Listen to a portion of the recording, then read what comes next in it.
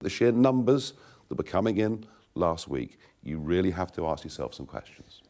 Well, is this the thrust of the reform campaign, that actually immigration means that our values are threatened, and particularly we are unhappy about Muslims? Because that is a pretty incendiary proposition. We have never before seen anything like this. You think about West Indian immigration into Britain, the post-World War II. I think of very little else. West Indian immigration into Britain post-World War II. You know, there were a lot of shared things there. Shared history, shared culture, shared religion in many cases. Most families that came could say one of their family had served with British forces in World War I, World War II, love of cricket. You know, the list goes on, but there were commonalities.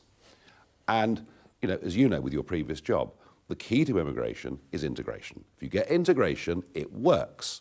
What we've done is, and this works on several levels. We've done... I'm going to stop you there, and I'm going to say two things. Well, here's the difference. No, I'm going to tell you something about the difference. First of all, you're right, I come from that stock. But let us remember that my stock, my ancestors, for the best part of 700 or 800 years, were Muslims until they were forcibly converted to Christians by slave owners.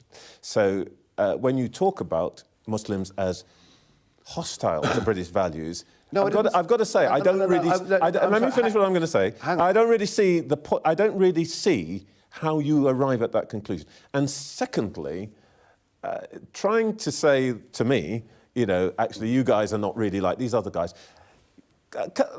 I mean, you and I have known each other a long time. Can you imagine how offensive that is to a British Muslim?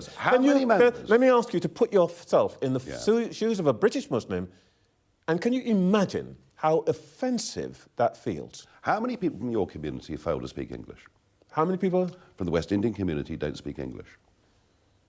We all speak English, but actually so do most Indian Muslims, so do pretty much all Pakistani Muslims in this country.